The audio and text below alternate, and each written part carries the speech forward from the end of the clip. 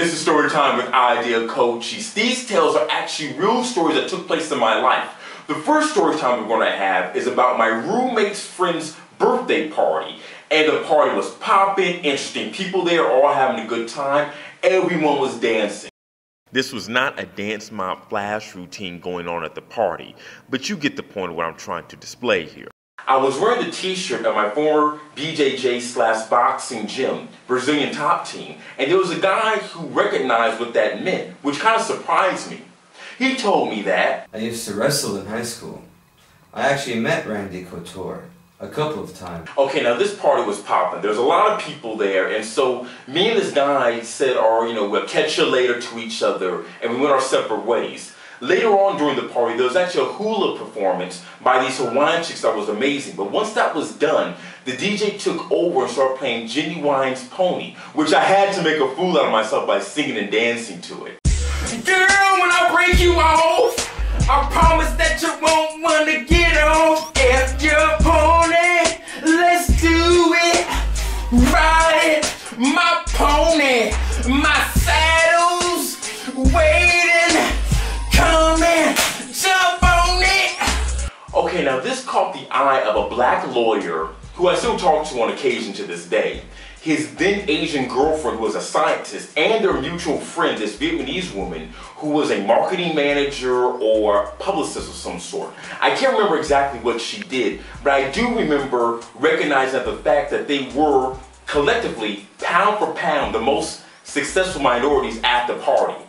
Something happens where I'm talking to these three people, and the couple leaves, and I'm alone with the marketing girl.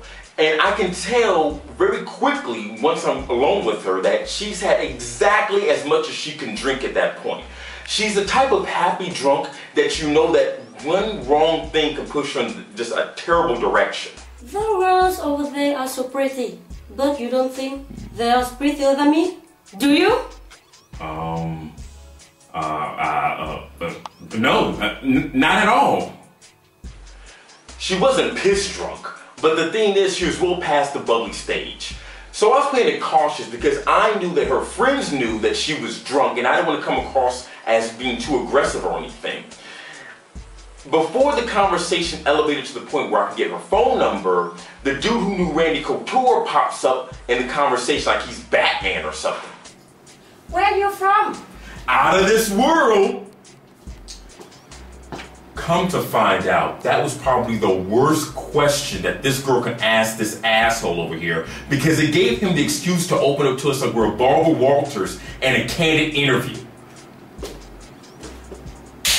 Actually, I'm from Hollywood. Oh, that's nice. Okay, so he says that he's from Hollywood. Now this party is in Santa Monica, mind you. Personally, I'm from the South Bay. That consists of Carson, Compton, Torrance, Gardena, Hawthorne, and Redondo Beach. So the thing is, people from the LA area, we know about the Hollywood crazies, but the story this guy tells is just bonkers. Being from there really alters your sense of reality and sexuality.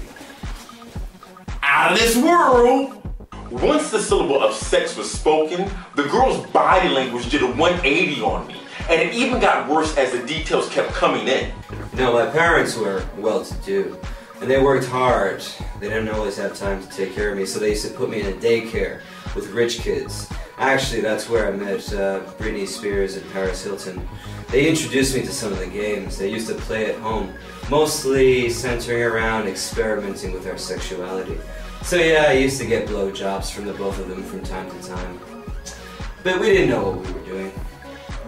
We're just kids.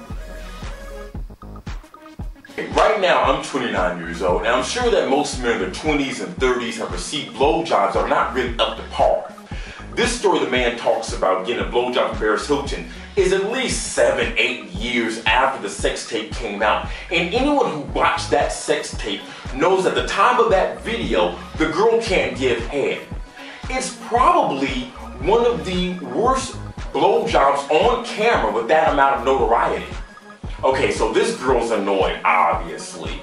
And I think that she thinks that me and this dude are good friends because he's talking to me and acting like he knows me very well, not knowing that we met maybe an hour or so earlier. I just bounce and get out of there. I finally escaped getting blowjobs from future debutantes. It was a tragic existence.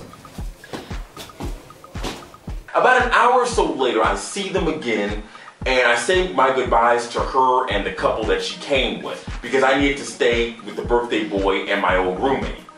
All right, man, nice meeting you. You take care, okay? All right, see you. I'll see you soon, okay? Bye-bye. All right, bye-bye. Okay, later that night, I'm chopping it up with this cute, petite black girl. Now, the party's dying down a bit at this point. It's maybe like 1:30, 2:30 in the morning. Yeah, so later that night, I ended up Cochise. Yes? Should it say black girl or black girl? Jesus. Pre-2008, I would have went with black girl, but I think black girl would be a little bit better. Lo and behold, this asshole comes again and tells the same story almost word for word. You know, my parents are well-to-do, but they didn't always have the time to take care of me. So they used to put me in this daycare where I used to meet people like Paris Hilton and Britney Spears. And they used to teach me some games I used to play at home, mostly experimenting with sexuality. So yeah, I used to get blowjobs frequently from the both of them, but we were just kids. We didn't know what we were doing back then. One man, one ridiculous story, cock blocks me 2 times in the same night. Well, that's story time with IdeaCochise. I hope you enjoyed it. Take care.